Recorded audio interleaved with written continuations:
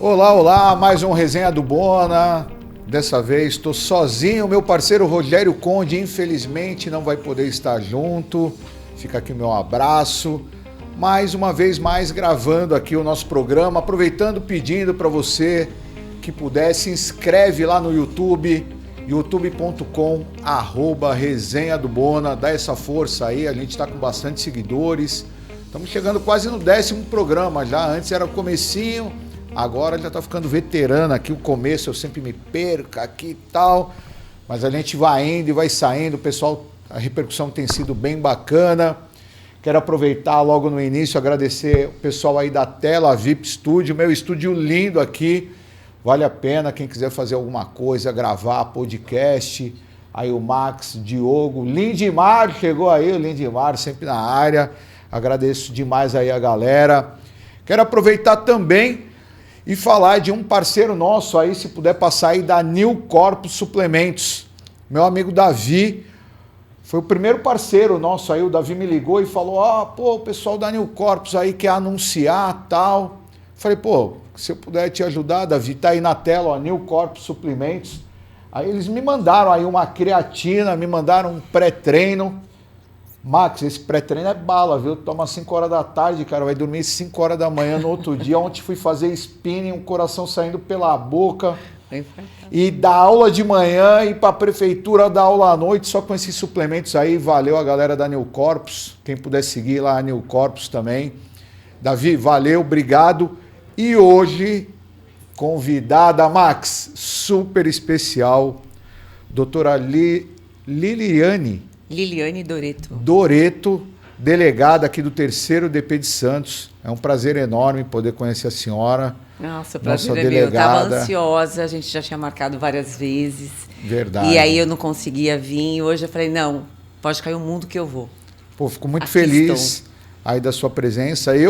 Hoje a gente está gravando, dia 15, dia do professor, né? Parabéns, eu que tenho a honra de ser professor há 26 anos, recebi um monte de mensagem aqui, eu acho que isso é que dignifica. E há 30 anos que eu estou formado, eu sempre ligo para os meus professores. Hoje mandei mensagem para eles. Tem um que ele era muito bravo e agora ele fica todo derretido e tal, né? E assim, é um prazer muito grande poder estar te recebendo. Você que é uma delegada que está na mídia aí, né? Com bastante casos aí de repercussão. Daqui a pouco a gente vai falar isso. Mas eu queria começar te agradecendo, dizer que é um prazer e também que você pudesse falar aí, a maioria dos inscritos aqui no meu canal são alunos da Faculdade de Direito da Unisantos e da Unimes. Queria saber como te despertou essa vontade, primeiro para o direito, para depois a gente chegar lá a delegada. Bom, primeiro, feliz Dia dos Professores, Obrigado. Especialmente para minha mãe, que é professora. Que bacana. Minha família inteira é dessa área. Então, assim, eu tenho um orgulho imenso de ser filha de professora. Quem me despertou para o direito foi uma professora. 4ª série, eu tinha 10 anos, e na época tinha aquela disciplina Ciências Sociais e Jurídicas. Era sociais isso? O SPB, Organização Social e Política Brasileira. O SPB. Eu não sei se é essa. Essa é da minha época, você é muito mais nova, não sei se é a mesma. Não, fica tranquilo que é dessa época também. E aí eu me recordo que ela era casada com um advogado. E aí a gente fazia... Eu sempre gostei muito de ler, de escrever, por conta da influência da minha mãe. E eu era muito boa em redação, tá? E ela estimulava muito. E o tema era sempre político. Eu sempre gostei desse tema. E aí, 88, Constituição de 88, a Constituição Cidadã. E aí eu fui me apaixonando pelo tema jurídico. E eu sempre muito questionadora, tudo mais. E não deu outra. Quando eu fui prestar vestibular... A questionadora foi para o direito. Fui para o direito. Eu fiquei entre jornalismo, direito e educação física, que são 3 coisas que eu realmente gosto, né? Tanto que agora, depois de tantos anos de polícia, né, eu resolvi ter até mídia social, aí, rede social, para divulgar os trabalhos. Eu falei, eu acho que é a veia lá do jornalismo que está florando. E aí foi isso. Eu falei, vou fazer direito. Aí você fez direito, você fez aonde? Na Universidade de São Francisco. Você é de onde? Você é de São Paulo, capital? Não, nasci em São Bernardo, filha de metalúrgico, minha mãe funcionária pública, minha mãe da saúde. E é isso, vivia ali na periferia, tal. E meus pais muito estudiosos, muito inteligentes, embora a gente com a condição financeira ruim. Então, assim, férias era... Minha mãe já fazia todo o programa, né, professora. Eu ia para a quarta série. Quando eu chegava na quarta série, eu já tinha estudado nas férias o conteúdo da quarta série. Ia para a quinta série, eu já tinha visto o conteúdo da quarta série. E aí foi isso. E lá de São Bernardo? São Bernardo do Campo. Eu tenho um amigão meu, Rodrigo Gago, fica aqui um abraço para ele. Hoje ele é o diretor da Faculdade de Direito de São Bernardo. Então, eu quis fazer Direito em São Bernardo, mas o destino não. Aí eu prestei à Universidade de São Paulo. Eu lembro que eu gabaritei em literatura, porque eram as matérias que eu gosto, mas, infelizmente, exatas me tirou do páreo. Eu acabei fazendo Universidade de São Francisco, que é aquela do Paris, de Bragança, tudo mais. E fiz lá. Aí, no primeiro ano de faculdade, eu já comecei, entrei com 18 anos, comecei a prestar concursos. Aí eu prestei para oficial de justiça, passei, e para escrivão de polícia. E assumiu algum deles? De escrivão de polícia. Legal. E aí eu me apaixonei por direito penal. No segundo ano eu tinha um professor. E aí foi assim, entrei na polícia com 21 anos. 20 anos. E como escrivã? Como escrivã. Isso é legal, serve até de incentivo aí para os alunos, para a molecada que está vendo, porque muitas vezes, no meio da faculdade, no início, igual o seu caso, né, eles acabam prestando para escrivão, investigador e etc. E muitas vezes se acomoda. Sim. E o seu é um exemplo, né, de poder galgar e estar conseguindo depois um posto maior. Sim, foi até um conselho de um professor isso. Na época tinha muito concurso para escrivão e para investigador. Ele falou, não vá fazer para investigador. Investigador é uma função que é a melhor da polícia, eu como delegado posso dizer, e o escrivão não. O escrivão ele trabalha muito mais, ele fica preso, e toda pessoa que presta para a polícia tem aquela veia operacional, geralmente tem essa veia operacional. Sim. E, como você é muito agitada, vai para escrivão que você vai ficar tão incomodada que você não vai parar de estudar. E foi exatamente o que aconteceu. Aí eu ficava louca para ir para a rua, para cumprir mandados, tal, aquela coisa operacional. Não podia, obviamente, ficava na delegacia. Hoje as funções já são, né, todas feitas por todas as carreiras. Naquela época, não. Mas também, você ficou quanto tempo de escrivão? Te deu uma boa base de flagrante, etc. Porque o bom escrivão, ele segura a delegacia, né? E, olha, eu fui uma ótima escrivã. Eu fiquei em delegacias especializadas. Foi o que me deu muita base, principalmente quando eu trabalhei com sequestro, com homicídio. E aí eu sempre brincava assim no meu subconsciente. Cara, eu estou aqui, eu estou fazendo estágio para ser delegada. E o maior número possível de delegados que tinha, eu fazia questão de estar ali sempre me consultando, sempre estudando. Eu passei os 8 anos, efetivamente, mentalmente, me vendo ali como se eu fosse já delegada. E o subconsciente cria, né, a nossa realidade. Hoje a gente sabe disso. E foi isso. Como eu sempre fui estudiosa, então não foi tão... Aí você se formou em Direito e já estava trabalhando? Eu me formei em 2000. Eu me formei em 2000... Acho que sim, em 96 eu entrei na faculdade. 24 anos atrás. Ai, nem me fala. Eu me formei em 2000, aí eu passei para delegado de polícia em 2006. E esse tempo todo ficou como escrivã? E fiquei 8 anos como escrivã. Então eu fui 8 anos escrivã. E onde você ficou? São Paulo, Bernardo. Capital? São Bernardo mesmo? Sempre em São Bernardo. Quando ingressei no concurso para delegado de polícia, eu falei, eu não quero voltar para o mesmo local que eu fui escrivã. Eu quero ir para uma outra cidade. Acabei indo para Diadema. Eu sempre gostei de desafio. Eu falei, não, eu quero ir para uma cidade difícil. Porque aí eu vou ser capaz de trabalhar em qualquer outro lugar. E fui para Diadema.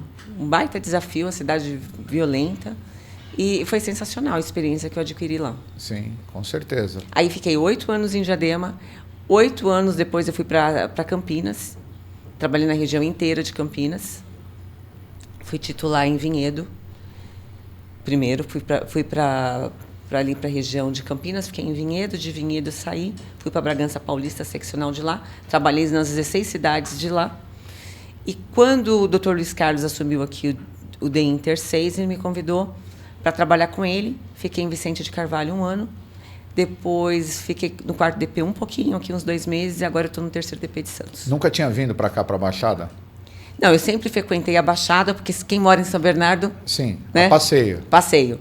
Mas trabalhar não, nunca. E aí, tá gostando? Apaixonada. Tá no terceiro DP lá na ponta da praia. Na ponta da praia, mas assim, apaixonada de verdade. Aquela que já faz um ano que eu tô surfando. Quer dizer, tô aprendendo, né? Porque surf a gente aprende. Você sabe que dizem, né, que quem vem para Santos e gosta daqui não sai nunca mais, né? Isso é muito comum, a gente fala brincando, jogadores de futebol, que geralmente tá cada hora num canto e tal, né? Sim. Os caras vêm para cá e aí às vezes vai até jogar em algum canto, depois encerra a carreira, vem para cá, porque é uma cidade muito gostosa, muito tranquila, né? Eu adoro Santos, assim, me sinto já santista. Ainda fico indignada quando a pessoa fala que é da praia e fala, gente, você não surfa, você não vai pra praia. Já me achando uma surfista, entendeu? Tá seguindo o Luiz, né? Seguindo o Dr. Luiz. É, ele gosta de surfar. Tá? Não, ele é profissional, né? Ele é o cara de onda gigante, várias manobras. Eu tô ainda ali no dropzinho, tentando pegar a paredinha.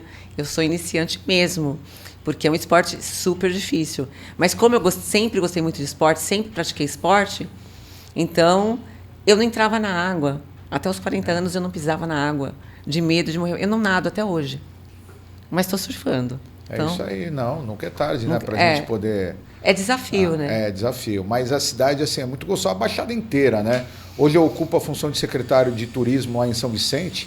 Não sei se você conhece São Vicente. São Vicente Adoro. É linda demais. Gosto muito. São Vicente tem ali a Praia dos Milionários. Ali a Ponte Pêncil, que é linda, que é cartão postal. É lindo demais. E eu gosto de remar muito ali de stand-up, né? Ali é uma piscina praticamente, Sim. né? Então é muito gostoso. E aí você está no terceiro DP, também é um distrito bem tranquilo, né? A ponta da praia ali. Diziam isso, né? Se você vê o histórico das ocorrências que eu venho pegando desde que eu sentei ali... Daqui a pouco a gente vai falar. Você está com uns casos midiáticos aí. Gente, os 2 últimos, pelo menos, né? O Dr. Luiz Carlos falou, nossa, olha, você trabalhou bastante na operação do Guarujá, a operação... Lá teve também uma operação grande, né? Grande, esqueci até o nome agora. Então, você merece um pouco de tranquilidade por causa do seu histórico. No interior, eu respondia por 16 cidades simultaneamente, 3 polos de flagrantes, né? Centrais de flagrantes. Porque no Guarujá você estava lá naquele período que mataram o PM, foi isso, né? Que teve uma operação grande, essa daí. Eu também não me recordo o nome agora, mas foi uma operação grande. Nossa, foi assim, um caos, né? Matavam muito policiais e a gente fez um trabalho de excelência, né? Porque todos aqueles que entraram em combate com a polícia, todos tinham passagem, foi comprovado que eram de crime organizado. Então, foi uma operação escudo. Operação escudo. Foi assim, de excelência mesmo. Você ficou lá um ano, chegou a conhecer o Guarujá assim um pouco, né? Fiquei um ano, cheguei a conhecer o Guarujá, mas eu não tive o prazer de frequentar o Guarujá, tanto que trabalhávamos. Guarujá, na minha opinião, também é uma das cidades mais lindas do Brasil, viu? Lindo, e o mar? O mar é fantástico. Hoje subir ali o Morro do Maluf, ali você tem uma visão fantástica. É muito bonito. Pena que é uma ilha assim pequena e cercada de muita favela, né? Mas é um local assim muito bonito. A Baixada em si é muito privilegiada, né? Como você falou ali, São Vicente, aquela baía é maravilhosa. Ali na Ponte Pêncil, eu acho que é o pôr do sol mais legal que tem. E aí você está adaptada aqui na Baixada? Super, coisa boa, a gente se adapta rápido, né? Não sai mais, né? Não saio mais aqui. Que Espero, legal, né? Que legal. E agora, recentemente, também Fantástico aí, essas coisas todas, né? Então, eu, no período que eu permaneci em Diadema, como eu trabalhava numa delegacia de crimes muito graves, que gera comoção social, eu trabalhei na homicídios e casos de repercussão. Então, geralmente, latrocínio, aqueles casos mais graves. Teve semana de termos 8 homicídios por semana. Exato. E a gente esclarecia muito crime. Muito, muito, muito. Então, eu saí muito na mídia na ocasião. Mas, assim... Mas aquilo me amedrontou demais, tanto que eu fui para o interior, eu não quis mais ficar ali no ABC, porque eu era muito conhecida. Você gosta de ir para a rua? Eu gosto de ir para a rua. É o instinto da policial mesmo, né? Nem todo mundo, né? Sim.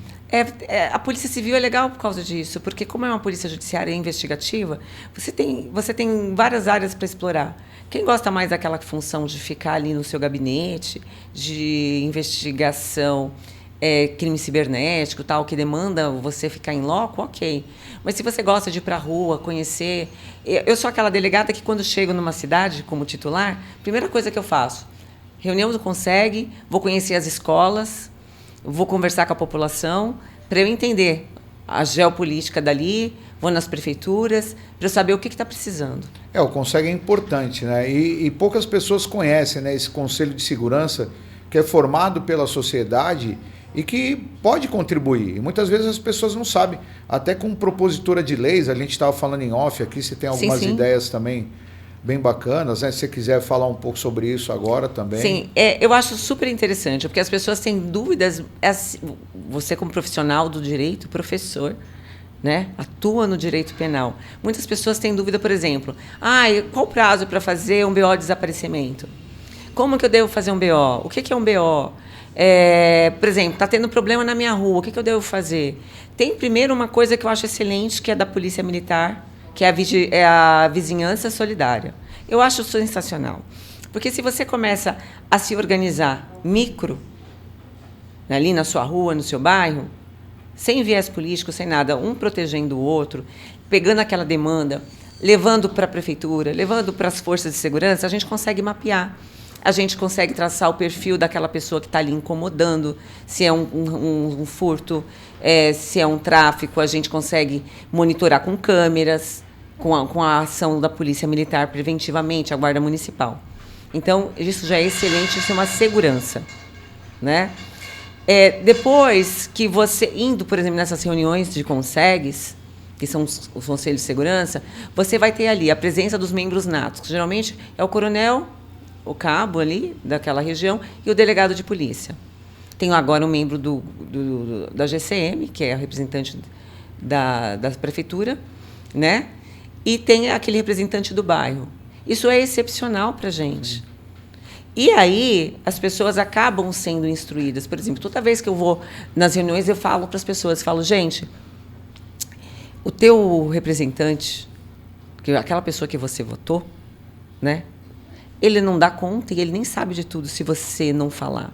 Se você for vítima de algum crime, se você não registrar, não tem como cair na minha delegacia, não tem como a autoridade ter conhecimento e se organizar, passar isso para o setor de inteligência, a gente traçar estratégicas. Sim.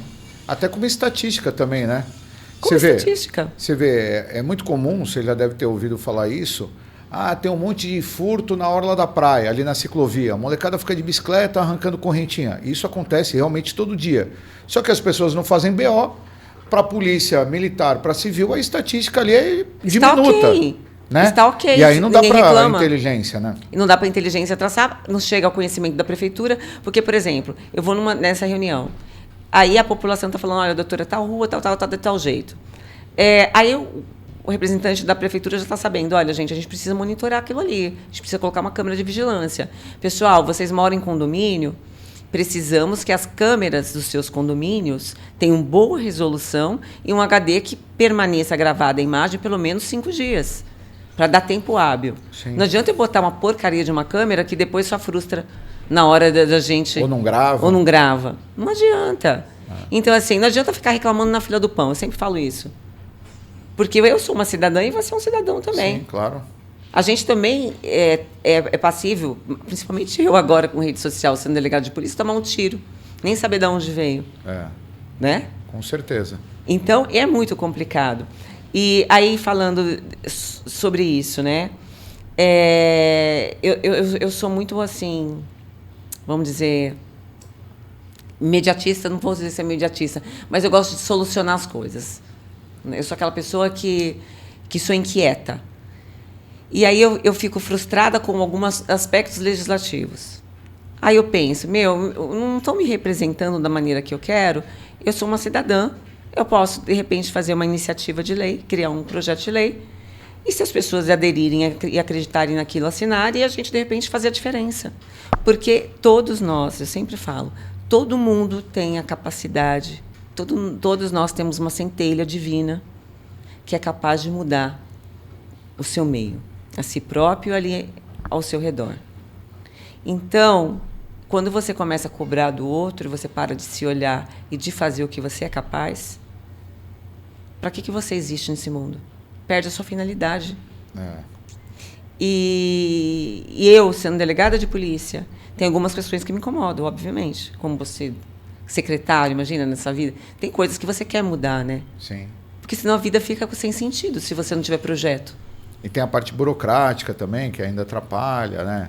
Tem um monte de Mas aspectos. você vê, isso é importante você falar, porque o cidadão ele tem instrumentos para isso, né? A própria lei de iniciativa popular, se você junta uma galera, várias pessoas... Hoje 1 milhão e 300 votos, por exemplo. Por exemplo, esse meu projeto. O que é esse meu projeto? A gente está vendo aí que o CRAC... 1 milhão e 300 assinaturas, assinaturas, né? dividido em abaixo-assinados, dividido em 5 estados, com não menos por cento de 0,3% do eleitorado daquele estado. É uma coisa difícil. Sim. Muito. Mas a Glória Pérez conseguiu. Lembra da ocasião Sim, que a filha sim. dela morreu? Sim. Daniela Pérez. Daniela Pérez conseguiu. E era escrito ainda, né? Houve uma mobilização social Que na muito época grande. o homicídio não era considerado ainda crime hediondo. Não era equiparado a hediondo. Eu acho que nem tinha a lei dos crimes hediondos. A lei dos crimes hediondos é 8.072 foi criado, 90, acho que foi por Foi ali. criado por conta dela. É. E você vê, e a filha dela morreu por falta de empatia, porque no posto de gasolina, quando ela foi abordada, as pessoas viram ela sendo arrastada para o carro do Guilherme de Pádua, nada falaram, e depois de muito trabalho da polícia, foi o que resolveram dizer. E ela, mesmo sabendo que aquela lei não ia beneficiar a filha dela, Sim. se fazer justiça, porque a lei não retroage para... Mas ia beneficiar outras mulheres, outras filhas, outras famílias, né? ela fez toda aquela comoção social por conta da empatia ao O próximo. mesmo vale para o feminicídio agora, né? Infelizmente, você deve ver isso daí todo dia. Como é Sim. triste, né? O homem covarde praticar um ato desse, né? Eu confesso que eu não entendo como alguns caras têm a possessão, né? A palavra eu acho que é essa, né? O cara acha que a mulher é posse dele. Cara, se a mulher não quer, velho, segue tua vida. Mas você percebe, é uma questão histórica. A gente até 88, para herdar, a gente tinha que ter autorização do pai ou do marido. Sim. 88. Para votar, 70 Pra anos votar, atrás a mulher não votava. Em 32 que a gente começou, se não me salvo melhor Não, jeito. acho que é um pouco mais para trás. 1830... Não, foi em 32, se não me engano. A primeira sim, que a mulher pôde votar. Sim, por aí, Então você percebe que, por exemplo, assim, mas não é muito distante, não mudou muito a realidade ainda da mulher. A mulher está sempre vinculada à aparência física e aquela função doméstica de mantenedora ali de esteio do lar, de amparar o marido e os filhos. O ensino era diferente para a mulher e para o homem. A mulher nunca foi preparada para a vida pública, no sentido de trabalhar fora. As matérias das mulheres eram o quê? Tecer, costurar, cozinhar. Não que seja de menor. Sim. Mas é isso. Sim. E aí os homens têm isso mesmo, o patriarcalismo. E hoje é o contrário, né? Eu falo para os meus alunos, o Poder Judiciário, se já não é, num futuro muito próximo vai ser dominado pelas mulheres. A polícia, eu tenho um monte de aluna que é delegada, escrivã, juíza, promotora. O meu concurso foi o maior número de delegadas que ingressaram em 2007 ou 2006. Legal. Eu fico feliz porque acho que a mulher é um ser mais inteligente, mais superior que nós homens, tem a habilidade de fazer mais coisas ao mesmo tempo. E Deus deu o maior dom, que é gerar um ser, né, dentro da mulher. Então eu fico feliz assim quando eu vejo as mulheres assumirem protagonismo. Eu acho que tem que ser isso mesmo, porque é inadmissível. Eu fico triste quando falo em feminicídio, por exemplo. É muito triste, né? Esse negócio de achar que a gente é objeto. Mas isso é um comportamento mesmo de marketing, né? Como que a mulher associada à posse, né? Às vezes ali uma pessoa rica, uma pessoa de posse, ela desfila com a mulher como se fosse um prêmio, né? A gente está muito associada a isso. Mas o que eu fico triste é dessa falta de diálogo que está existindo entre homens e mulheres. Porque os homens são muito importantes. Eu falo isso porque meus pais foram separados.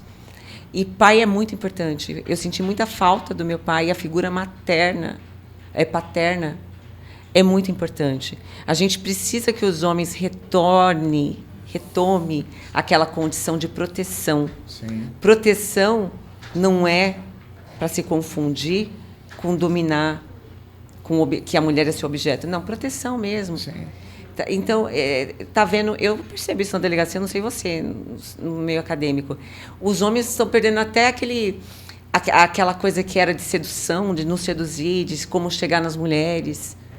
Não sei se por medo, por conta desse monte de crime que existe agora, que tudo é assédio, tudo eles têm medo. Não sei, está faltando um diálogo. Eu não sei se faz parte desse processo aí de evolução da... Não sei. Então, eu sou até meio radical nessas coisas. Sabe um negócio que eu acho que estragou a vida das pessoas? Cara, eu falo isso direto, as pessoas meio que me massacram, mas é o celular. Certeza. Celular, sabe? As pessoas, é o que você falou, elas se isolam, elas ficam fechadas, andam na rua no celular, elas não trocam mais ideia. Não olham nos olhos. Você vê, às vezes, você está numa casa... um amigo meu me falou isso, um professor que dá aula comigo, ele falou, cara, sou eu, minha mulher e 2 filhos. São 4 pessoas em casa, eu tenho 3 carros. Cara, aí um dia desse eu fui sair e não tinha nenhum. Aí um outro dia eu fui ver, minha mulher estava na TV vendo TV, meu filho no quarto dele vendo TV, a minha filha vendo TV, todo mundo vendo no mesmo canal e todo mundo separado. É muito triste. As pessoas não falam, aí vai falar quando? Quando falta a luz, aí todo mundo se reúne e fica lá, né? É a forma de se reunir, então... Sei lá, eu penso um pouco isso, mas enfim. Mas deixa eu te fazer uma outra pergunta, que assim, eu acho fantástico também, não sei se você já trabalhou nisso, na antissequestro. Chegou a trabalhar? Trabalhei. Um amigo meu, as filhas dele foram sequestradas, foi um caso de muita repercussão aqui na Baixada, né? Foram 38 dias, muito triste, então eu também convivi lá muito tempo com o Fábio, que a gente até comentou. Sim. O Fábio na época estava na Fábio antissequestro. Guerra, doutor Fábio Guerra. Não, o Fábio, marido da Thelma. Esqueci o sobrenome dele Guerra. agora. É Doutor, Fábio Guerra? Ele é de Cubatão agora, um colega tá meu. Em Cubatão, ele isso. foi meu delegado. Então, ele quando é fantástico. Eu fui escrivã, fantástico. ele é fantástico. Thelma também é fantástica. E assim, antissequestro era engraçado, né? Ele fala assim, às vezes eu fico um ano inteiro sem trabalhar. Ficar aqui não tem nada, não tem caso nenhum. Aí, às vezes, tem uns 3 sequestros, 24 horas, né? E todos os dias até acabar. Você mora junto com a família dos sequestrados. E eu tenho vários casos de sequestro, mas, assim, de verdade, enquanto ser humano, foi o pior lugar que eu trabalhei na minha vida. Né? Porque é o seguinte, você fica ali com aquela família e você começa a conhecer a pessoa. É como se você estivesse assistindo uma série, aí você começa a ver a rotina que a pessoa tinha, aí você vê a falta que ela faz, aquela angústia de não saber onde ela está. Aí quando o sequestrador manda a prova de vida, por exemplo, aí você ainda tem alguma esperança, porque não sei, para quem está ouvindo, prova de vida é o seguinte, geralmente na época que eu fazia sequestro, 2004, trabalhando de sequestro, o sequestrador mandava geralmente o jornal do dia, cabelo, alguma coisa? Não, o jornal do dia, com a pessoa, com alguma coisa que a pessoa escrevesse, ou com a foto dela, e deixava em algum lugar. Tá? Eu peguei um caso emblemático em São Bernardo, que a prova de vida foi até no final de semana, a gente teve que se reunir de última hora, foi o dedo da pessoa sequestrada. Como saber se o dedo era dele? Tivemos que ir para o RGD em São Paulo, colher as digitais, bater o que era daquela vítima. Uma vítima de 22 anos, com um filhinho de 1 mês, era dono de um supermercado, ali na região do Alvarenga, São Bernardo. E aquele drama horroroso. Enfim, o que mais me tocou nesse caso? Nós tínhamos já recebido denúncia anônima que ele estaria numa casa, num lugar bem ermo. Aí a investigação foi até o local, fez uma varredura, estava cheio de crianças, cheio de pessoas ali. Foram embora porque não acharam nada, voltaram. Tivemos a prova de vida, que foi esse dedo, que comprovou que era ele. Aí houve o pagamento do resgate. O corpo dele foi encontrado morto, já sem vida. Mataram ele mesmo recebendo dinheiro. E, para nossa tristeza, quando a gente conseguiu prender os bandidos, os sequestradores, a equipe foi até para a Bahia. Quando chegou em Congonhas, estava todo mundo da mídia, porque foi um caso assim de um trabalho excepcional da polícia. Na época, meu marido era investigador-chefe, hoje meu marido era só meu colega na época, o Doreto, João Luiz Doreto. E assim, eu lembro dele descendo as escadarias, né, do avião com o pessoal da delegacia conseguiram prender os sequestradores na Bahia. E aí, quando a gente foi entrevistá-lo, ele disse que no dia que fizeram essa varredura nessa casa, o Jackson estava debaixo, ele era pedreiro, um dos sequestradores, e o outro era açougueiro, por isso que cortaram o dedo direitinho, assim, até a gente achava que tinha algum envolvimento com alguma pessoa que conhecia a área de anatomia, mas era açougueiro mesmo. Eles deixaram esse corpo embaixo de um buraco, em cima colocaram assim, na cozinha, a geladeira em cima. Então, quando fizeram a revista, não retiraram a geladeira e não viram aquele alçapão. E a vítima, ele estava amordaçado lá embaixo, gritando, desesperador. Nossa. E a polícia foi embora e a gente não conseguiu achá-lo com vida. Então, assim, para mim, trabalhando naquele lugar, foram outros casos, né? Antissequestro é complicado, né? E aí, pesado. Muito pesado. Aí, quando eu fui trabalhar no homicídios, eu falava, cara, que bom que é homicídios, porque eu já peguei o inquérito, a pessoa está morta. O pior que podia acontecer, já aconteceu. Então, assim, enquanto ali, trabalhando naquela atividade, com certeza, o sequestro, para mim, é um dos piores crimes que tem. Crime sexual. Também. Crime sexual e sequestro... mexe muito com a gente. Comigo mexe muito. Não, com certeza. É bastante pesado, né? Agora, vamos entrar para esse viés aí mais recente agora, né? Os casos mais midiáticos. Primeiro foi aquele caso daquele... procurador, ele, o cara que deu a voadora num senhor. Ele é professor de TI. E aí, quando o caso chegou a mim, chegou num domingo, o meu investigador olhando lá a central de flagrantes, CPJ, falou, doutora, tem um caso que é da nossa área, eu acho que a senhora precisa dar uma olhadinha no BO. Eu acabei de olhar o caso, eu falei assim, Luiz, já olhei, já vou fazer uma resenha para a hierarquia, mas pode começar a olhar as imagens para captar como se deu o enredo desse crime. E aí, numa área cheia de... um shopping ali, nós não tínhamos imagem nenhuma. E tínhamos ali o rapaz que foi preso em flagrante por uma lesão corporal. E, para a sorte do destino, um médico muito competente, que é o Dr. Sartori, médico legista, ele tinha feito o IML desse autor. E ele perguntou, mas por que você está aqui na audiência de custódia e tal? Ele falou, olha, porque eu me envolvi numa briga, num acidente de trânsito, e a pessoa sofreu uma lesão, que a gente entrou em briga corporal. E aí, o Sartori fez o IML dele no domingo. Quando foi na segunda, era plantão dele de novo. Só que aí no IML. Quando chegou para ele o BO, ele viu a vítima ali falecida, o senhor... Ele viu a marca que tinha no peito da pancada. Falou, não, o que aquele rapaz da audiência de custódia me falou não condiz com o que aconteceu. Quando ele abriu o peito do senhor, ele viu que o coração tinha... Ele falando para mim, eu falei, doutor, mas o que significa isso? Que eu não sei os termos técnicos de medicina. Ele falou, doutor, é como se o coração tivesse estourado no peito, de tão forte que foi a pancada, associada a uma lesão na cabeça. Falei, isso não é uma lesão corporal grave, isso é um homicídio. Aí, na segunda, tentando captar imagens, eu já comecei a trabalhar. Aí, quando foi na terça-feira, ouvindo testemunhas, eu falei, não, a gente precisa alterar isso. Esse médico foi tão excelente que ele ligou para o juiz e falou, doutor, o senhor não pode soltar esse rapaz. A lesão que eu constatei no corpo da vítima, e explicou para ele, narrou a mesma coisa para mim, narrou para o juiz manteve ele preso, converteu em prisão, e aí eu tinha aquele período curto, né, para eu diligenciar. E eu não tinha imagens. Falei, cara, 8 anos de homicídio, vamos para a reconstituição. Ah, doutora, a gente não está muito acostumado a fazer isso aqui, vai demorar pelo menos 6 meses. Falei, não, vocês não estão entendendo, é para ontem. A gente vai fazer. Aí vem aquela, isola com CET, chama GOI, caso de repercussão. E, felizmente, eu consegui ali, né, muito tenso, a população ali querendo agredir o autor, mas naquela sobriedade que você tem que ter enquanto primeiro juiz da causa. Você tem que ser imparcial. Sim.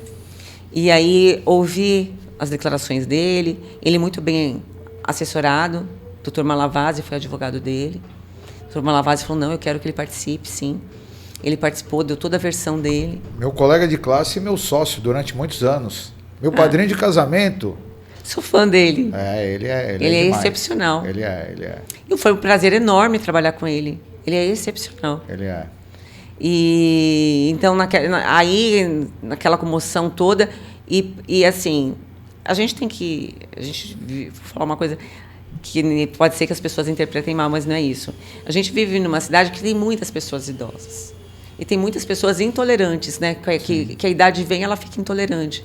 Eu vejo alguns comportamentos, às vezes eu falo, gente, não é porque você está com uma idade mais avançada que você pode ser desse jeito, grosseiro, etc. E naquele enredo, eu queria saber como que foi a conduta do idoso. Será que ele foi para cima do cara? Não foi? Nada justificaria, tá? Sim.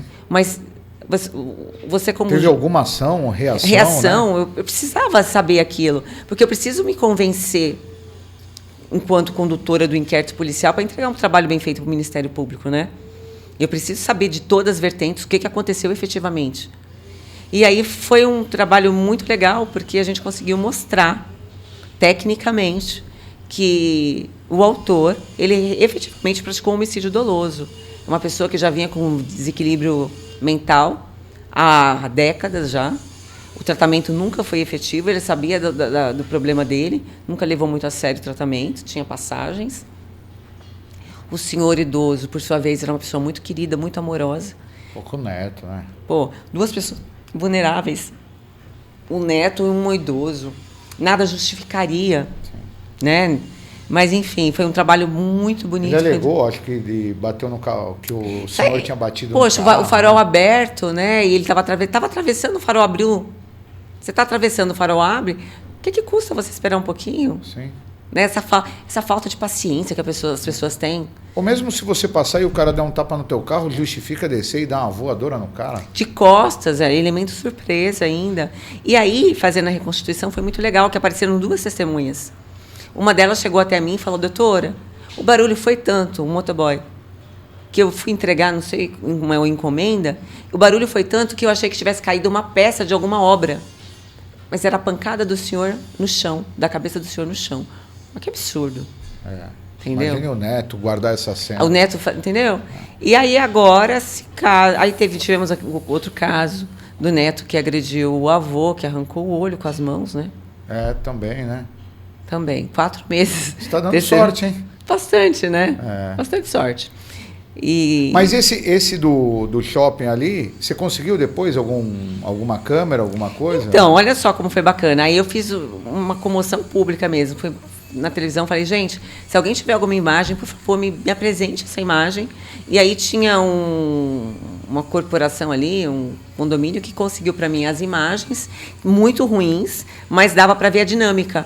Deu para pegar esse elemento surpresa mesmo, que para mim já Sim. Foi a cereja do bolo. Configurar a qualificadora, né? Configurar a qualificadora. Agora, eu não sei como tá, acredito que ele vai ser pronunciado. E você sabe que tem uma senhora, até é a aluna minha, e ela me falou um dia desses, eu nem sei porque a gente estava no final da aula, tal, possivelmente, ela falou, pô, sabe aquele caso? Eu falei, fiquei sabendo, né, pela imprensa, tal. E aí ela me falou, pô, ele era meu vizinho, morava no meu prédio, o carro dele colocava em frente ao meu, o cara sempre quietão, assim, tranquilo, tal. Não dá para imaginar que o cara teria uma atitude dessa, tal. Falei, você vê como o trânsito transforma a pessoa, né? Então, mas você vê como as pessoas traçam arquétipos? As pessoas pensam assim, às vezes vê uma personalidade mais quieta, acha que é uma pessoa que não vai praticar o mal. Sim. Vê um cara que é mais agitado, todo tatuado. Às vezes é o contrário. É o contrário. Esse negócio de traçar arquétipo atrapalha muito, né? As pessoas acham que o criminoso... Pô, um dia desses, você lembrou agora, pô, me deu até arrepio. Cadê o Max? Tá aí ou não? Pô... Tô no posto de gasolina, sabe aquele dia tenso, nervoso, estresse, tudo, não sei o que, parei no posto, aí o cara, não é aqui, dá ré, aí fui dar ré, daqui a pouco eu escuto, bum, bum. Olho pra trás, uma moto enorme assim, ó, eu derrubei, e ela caiu, e a gasolina vazando assim, ó. Aí nisso vem um frentista, pô, cuidado, não sei o que. Aí eu já desci do carro e falei, pô, meu irmão, desculpa, aquele dia péssimo, tal, não sei o quê. De quem é a moto? Aí o cara falou assim, ó, o cara tá na loja de conveniência. É o lutador de jiu-jitsu ali atrás. Não, o cara tá na loja de conveniência. Meu, daqui a pouco saiu o Arnold Schwarzenegger. Nossa. Meu, o cara vindo andando assim na minha direção. Eu falei, meu, ferrou tudo, né? Apanhei. Aí eu falei pro cara, ó, meu irmão, desculpa, derrubei tua moto aí, pô, vê aí se danificou alguma coisa, a gasolina eu já coloco. Aí o cara vindo assim na minha direção, cara, calma. Eu sou um bem material, cara. Fica tranquilo, você tá bem e tal, não sei o quê.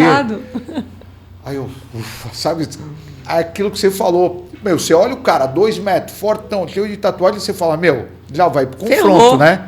Ferrou. E às vezes é isso, é igual a essa senhora, minha aluna, que falou, pô, o cara é quietinho e tal, a gente não imagina, né? A gente estava falando até de questão de feminismo, etc, né? É. Eu, quando eu ingressei para delegada, eu sempre fui assim, pequena, né? Olham para mim, acham que eu sou professora, arquiteta, menos delegada. E em Diadema. Aí eu lembro que tinha ali o plantão que você atendia o público de frente. Por isso que eu falo que a gente tem que ter paciência e entender as pessoas. Sim. Nós estamos vivendo mais e as gerações estão, assim, entrelaçando. E era um puto preconceito. Aí eu pedi para o meu chefe, o delegado titular, falei, faz um favor, põe um drywall aqui, porque quando eu estou aqui na sala e o escrivão me pergunta alguma coisa, ou o PM chega com a ocorrência, e eles só ouvem a minha voz, a adesão é muito maior. Eles acatam. Quando me veem, já tem aquele engraçadinho que quer te testar sempre, né? Você é mulher, né? E você está num cargo de autoridade, isso mexe muito com os homens, eles ficam muito nervosos. Algumas mulheres também. Então eu falei, faz essa gentileza. Ele botou lá o drywall. E aí eu me recordo que antes desse drywall, eu estava num plantão domingo à tarde. Aí chegaram 2 senhores no meu plantão, Diadema, primeiro DP, com cadeia no fundo, inferno. Aí eles falaram assim para mim, por gentileza, e eu com um distintivo, tá? Por gentileza, eu gostaria de falar com o delegado. Falei, pois não, pode falar. Aí um olhou para a cara do outro e falou assim, mas não tem um delegado homem aqui, não? Aí eu falei, meu, eu entendo. Tem que ter paciência. Não, eu entendo. Eu falei assim, olha só, vai ter depois das 20 horas. Daqui a 4 horas vai chegar um delegado homem, aí vocês podem conversar com eles. Por que eu sempre dou esse exemplo? Porque quando eu conto isso, tem gente que fala, por que você não prendeu, não fez isso, fez aquilo? Por que não, gente? Porque é uma outra geração. Sim. Você entendeu? Eles eram nordestinos, são muito mais machistas ainda. Você pega um sulista, é pior ainda. É. Então, tem todas essas condições que a gente tem que entender. Hoje em dia, as pessoas não dialogam. Já parte... se você torce por um time, se você é de outro partido político, eles se matam. Eu não sei se é porque fica só na rede social e qualquer coisa você deleta ou exclui, mas quando está no tete-a-tete, Sim. por que não empatia? Só somos diferentes. Intolerantes, né? Bom, você deve conhecer o Salvador, que é delegado. Maravilhoso, meu amigo. Salvador, amigão meu, surfista. Surfista. Ele é também. surfista de verdade, eu sou amadora. Ele. O Eugênio também é metido, tudo metido a surfista. Salvador, Eugênio. Não, ele surfa, eu que sou metida de surfista. Então. Aí, um dia eu tô lá em São Vicente e encontrei o Salvador. Tá ele no plantão. Ele tem bastante tatuagem, né? Tem marginal. Aí tô lá conversando com ele e tal. Nisso chega uma senhorinha, uns 90 anos, mais ou menos. Eu queria falar com o delegado. Aí ele, pois não. Aí ela, não, chama o delegado. Ele, eu sou o delegado, senhora. Como você é delegado? Um monte de tatuagem aí, parece um vagabundo. Vai chamar o delegado. Olha aí. Aí ele, na paz, voltou. Dobrou a camisa, colocou o blazer dele e voltou. Pois não, senhora. Ela, eu queria fazer uma ocorrência. Aí, ok. Né? Aí eu falei, cara, tem que ter paciência. É o que você falou, tem que ter tolerância, saber lidar, né, com as diferenças, porque realmente é muito disso, né? É muito diferente, os valores, né? Sim. Os valores estão mudando muito rápido, com esse negócio de rede social, então a gente fica perdido. E é denominação para tudo. Eu fico achando tão hipócrita algumas coisas, você não pode falar lixeiro, você tem que falar coletor de lixo. Gente, é tudo a mesma coisa. É uma geração mimimi forte, é muito né? mimimi, entendeu? Esse mimizento. É demais. Então, assim, é muito chato. Então, os mimizentos, eles podiam ter mais tolerância. E muito leão de internet também, né? Chega na internet, fala, ofende, xinga, os caras acham que é terra sem lei. Não, e é engraçado, né, que esses mimizentos, eles são muito bons na clandestinidade, na rede. No tete-a-tete, some todo mundo. Você vê, um dia desses tinha um cara, me mandaram um vídeo, aí era um vídeo, o cara filmando assim, ele não aparecia, né? Tá. E aí ele falando, o secretário de turismo não autorizou entrar o ônibus aqui para pegar as crianças. Agora as crianças aí estão tendo que ir nessa van toda ferrada. E aí começou a me xingar. Aí eu falei, quero procurar esse cara, quero conversar com ele. Aí achei o telefone dele e liguei, ele não atendeu. Aí mandei um WhatsApp. É o secretário, quando você puder falar comigo. Aí ele, o que você quer? Falei, não, então, é que você me xingou, me ofendeu, falou um monte de coisa sem saber. Você tem que provar. Primeiro que você fala que eu não autorizei entrar um ônibus, tal, não sei o quê. Ninguém me procurou, não é verdade. Aí você vai e começa a me xingar e me ofender sem ter me ouvido. Você acha legal isso? A minha família tá ouvindo? Tá me expondo. Aí ele, não, desculpa, é que eu tô com a cabeça quente e minha mulher tá no hospital para nascer o bebê. Problema seu. Aí eu falei, você queria que eu falasse, será que o filho é dele ou não? Deu um exemplo assim. Porque você não ia ficar ofendido, seus filhos não iam ficar ofendidos. Cara, então não pode fazer isso. Não é na hora da raiva a gente pode falar o que quer, né? Nunca. Aí depois uma vez o cara dito... pediu desculpa, tal, beleza, tá tudo certo. Mas as pessoas têm que aprender. E hoje acho que a intolerância é muito grande, né? Então, quando eu comecei com a minha rede social, eu falei para todo mundo, eu quero fazer alguma coisa de utilidade pública. Cara, é impossível que acidentes de trânsito ainda virem homicídio. Crime contra a honra. As pessoas não sabem. Galera, bater o carro é só dano. Não é crime, não precisa de delegacia, vai na PM. O cara não quer ir na PM, pega a placa do carro dele, grava ali os danos, o dano do carro dele, eventualmente depois o advogado ingressa, pede uma dinâmica pericial para saber quem deu causa, quem não deu, ingressa com a ação. Acabou. Dano civil, não é isso? É isso. Dano civil, não precisa virar injúria, não precisa virar lesão corporal, muito menos homicídio. Né? Pessoa desapareceu, vá à delegacia, faça o BO, não tem 24 horas. Sabe essas coisas? Aconteceu um furto, preserva o local, não ponha sua mãozona lá, senão daqui a pouco a gente não tem como ter materialidade para colher digitais. Então, são essas coisas de esclarecimento e educação emocional. Está todo mundo adoecido. Eu fico assim, no interior, durante a pandemia, o que eu peguei de crime contra a criança sexual, praticado pelos, geralmente, membros da família, Sim. E que o que mais me assustava, às vezes aquele que tem o dever de cuidado, que é a mãe, sabe e deixa. Conivente. É conivente. Alguém percebe, não procura as autoridades. A maioria dos crimes sexuais e também de sequestro sempre tem um envolvimento de alguém muito próximo, né? A grande maioria. Muito próximo. O sequestro, a gente pegou bastante sequestro, foi uma época muito conturbada. E eu me recordo, geralmente era ali um primo, um tio, você entendeu? Sempre um membro da família ou um amigo muito próximo. Então, vamos falar agora um pouco aí do último caso, que é o caso do goleiro João Paulo. Você até apareceu no Fantástico agora, domingo, né?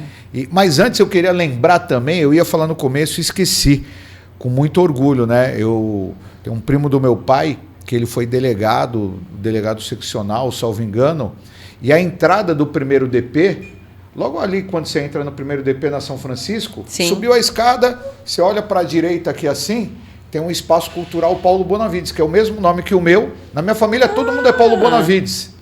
Todo mundo. Nós somos em 800... Deu certo, aí vocês colocaram todo mundo. 848 Paulo Bonavides. E ali, não sei se você já viu, é o espaço cultural Paulo Bonavides, primo do meu pai, né? Que Parabéns. Foi um delegado muito inteligente, era professor na academia.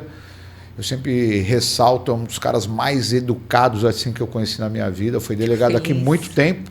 E quando ele faleceu...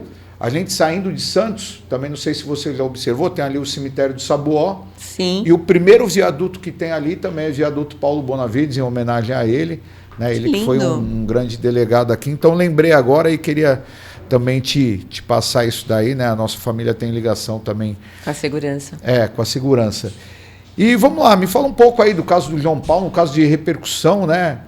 Um caso também assim que eu acho que foi algumas sortes do próprio goleiro, né? Porque, pelo que eu vi foi no livramento, Fantástico, eu sempre costumo dizer isso, né? Foi livramento.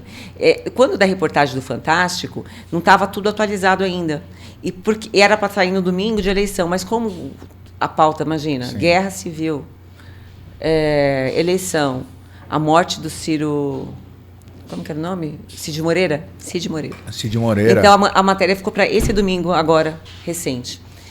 Mas eu já tinha conseguido atualizar algumas coisas. O que acontece? Foi até engraçado, o Jorge ligou para mim de manhã e falou assim, Dr. Jorge, do 7º DP, nós somos muito unidos aqui. Liliane, está tendo troca de tiro na sua área. E eu estava fazendo esteira na academia, minha academia dá para um prédio que é a área dele. Falei, não, Jorge, é engano. É você que está ferrado, meu amigo, falando com ele. Eu estou vendo aqui, tem um cara que vai se jogar de um prédio. Não é área minha, não, é sua. Aí ele desligou, daqui a pouco, Liliane, é sua área. O pessoal está lá, olha a localização. Eu estava na esteira. Eu só tive tempo de colocar a calça jeans, a camiseta operacional, o cinto tático. E fui para o local. Chegou no local, está lá um rapaz com a PM, negociando. E aí a negociação estava um pouco tensa, porque o rapaz falava assim, um dos sequestradores. Eu já vi que um dos meus colegas já tomou tiro, vocês vão matar a gente. Aí aquele que tinha sido baleado ali na farmácia? Que tinha sido baleado. O que aconteceu? Quando a PM chegou, o mob preto que havia ingressado no edifício com 4 indivíduos, um ficou ao volante, que a gente chama do cavalo, né? Para aguardar os demais ingressarem. E os outros 3 subiram. Só que o pessoal da PM tinha visto só 2, porque só 2 estavam dentro do apartamento. E aí, quando eu cheguei, aí existe um protocolo, PM chega primeiro e assume as negociações. Se é civil, a civil assume. Ele já tinha assumido as negociações. Eu olhei ali o que eu podia ajudar. A minha ideia foi, já chamaram a família, advogado? O advogado chegou, eu conversei com o advogado e falei, pode falar para eles que eu dou a minha palavra, eu sou a delegada que vai atuar.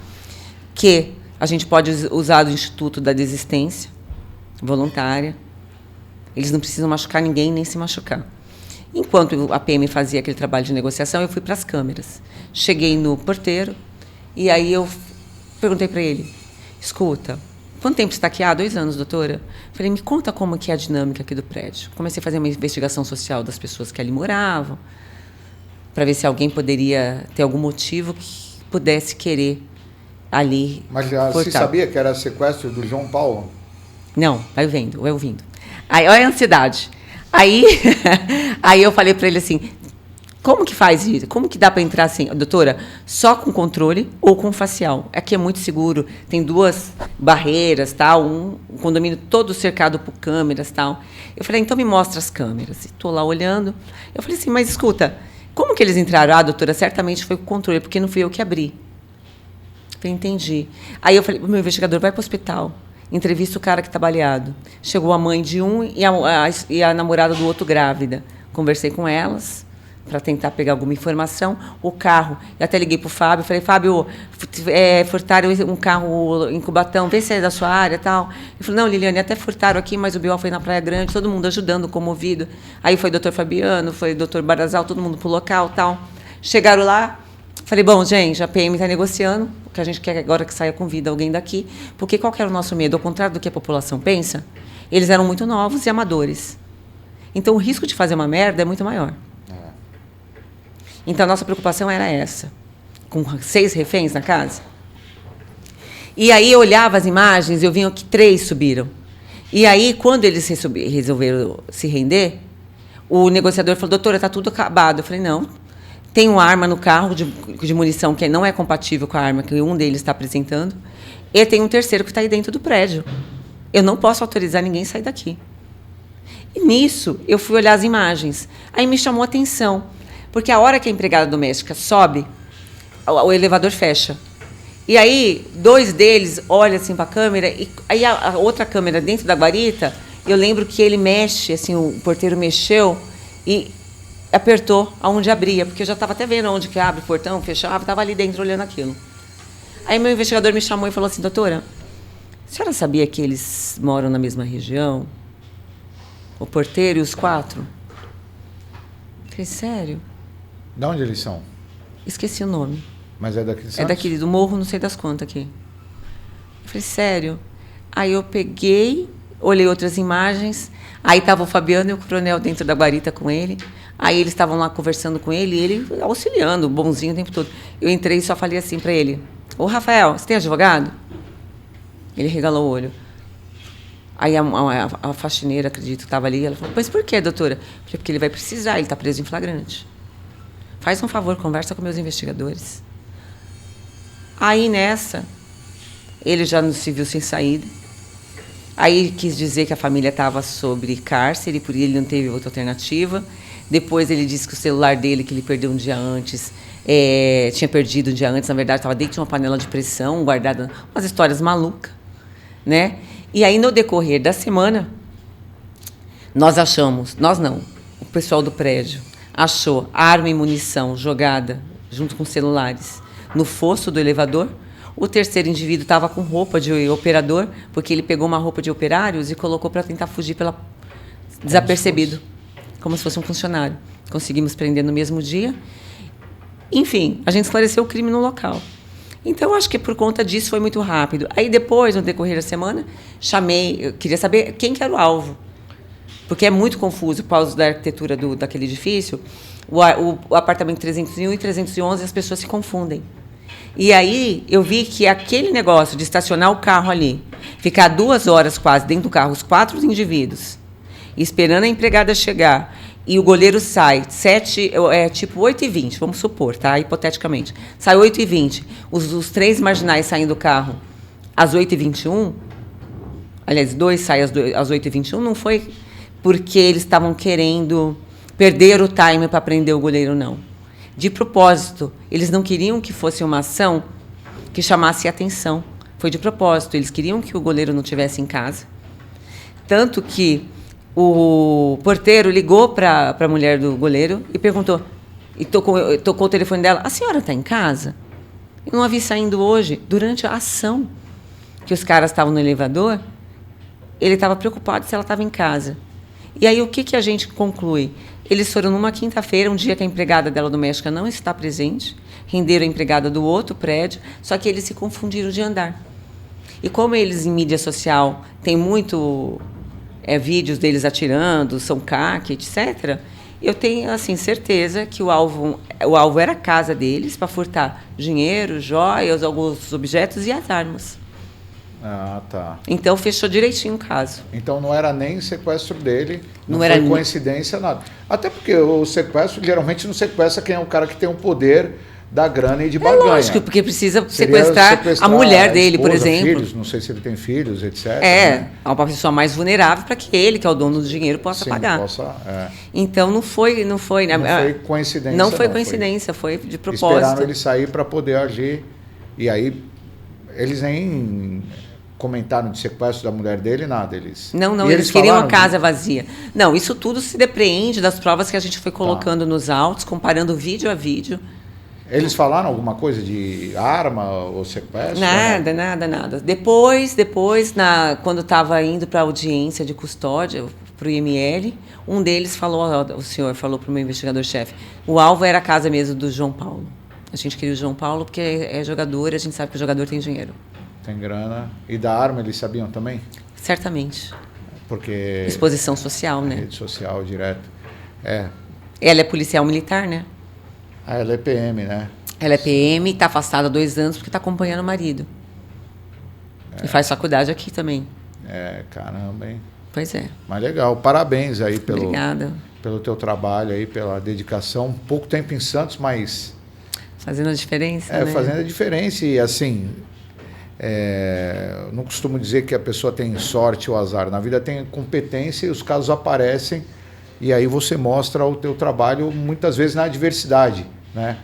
Teve esse caso aí, alguns casos midiáticos, como você falou, né? Sim. Lá do Praia Mar. Esse que a gente até comentou pouco do filho lá que arrancou o olho. O neto. O neto que arrancou o olho lá. O olho do avô. E esse mais recente do João Paulo, que deu a mídia do Fantástico, né? Sim. E assim, a gente fica feliz enquanto cidadão, né? De ter o caso resolvido, eles são tudo presos o quê? Preventivamente já? Eles estão preventivamente presos, sim. E assim, agora vai responder o processo, né? E cada um responda pelos seus atos. E, obviamente, eu falo para as pessoas falam, pô, você é advogado criminalista, mas a gente quer um mundo melhor. Sim, né? E tem que ser justo. A gente procura, obviamente, eu sempre falei isso, como advogado, né, defender os primeiros clientes que eu acredito. Né? Eu pego o caso que eu quero, né? Então eu pego os casos que eu acredito, e respeitando o contraditório, a ampla defesa, o devido processo legal e etc. E é isso que a gente faz. Obviamente que eu quero um mundo melhor, né? Eu tenho filhos, eu quero um mundo melhor para os meus filhos. Não é porque eu sou advogado criminalista, às vezes as pessoas elas acham que nós somos bandidos e criminosos como as pessoas. Não, tem muitas falácias por aí. Assim, muitas más interpretações. É essencial que assim seja. Nos meus inquéritos, eu falo que são democráticos.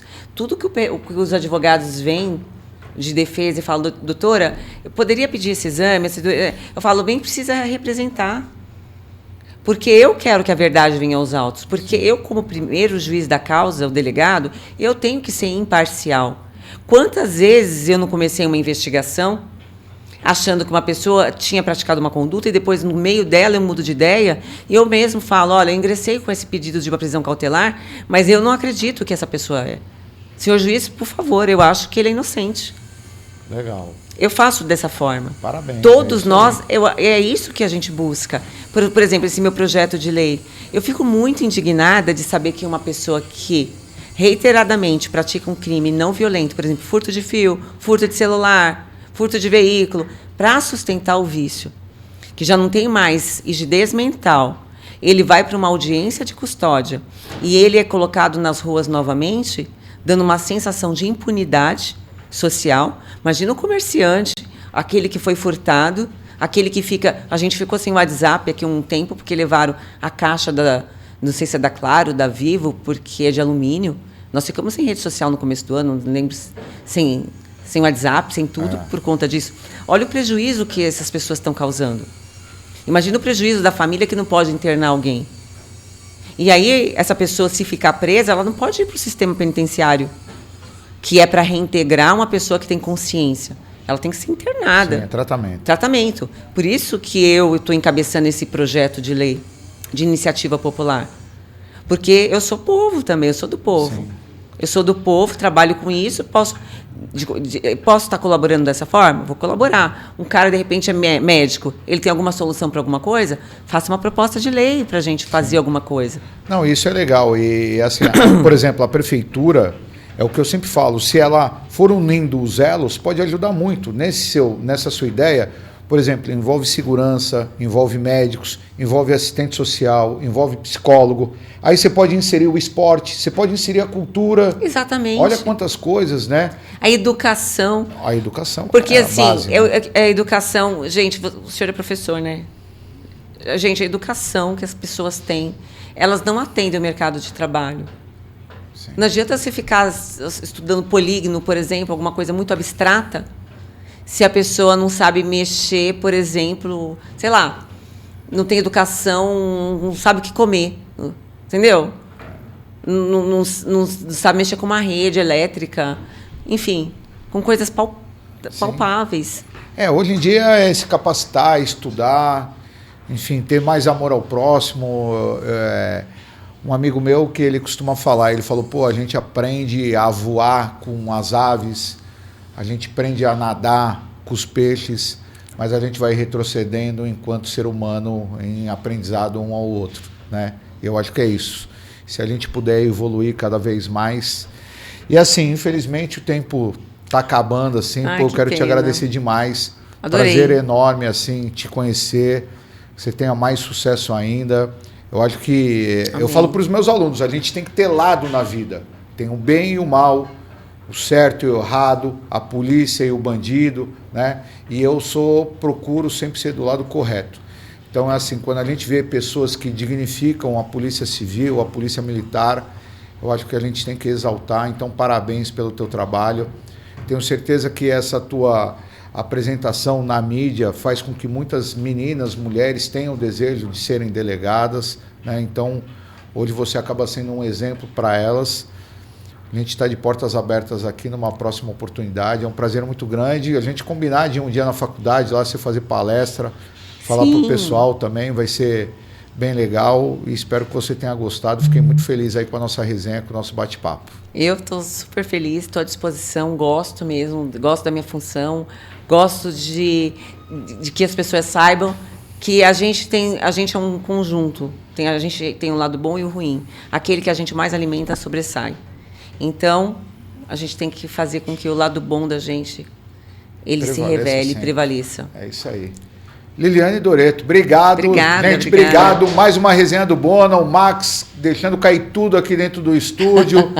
Obrigado uma vez mais, gente. Obrigado, pessoal da New Corpus, Davi, valeu. Semana que vem tamo junto, resenha do Bona, tela VIP, valeu, obrigado.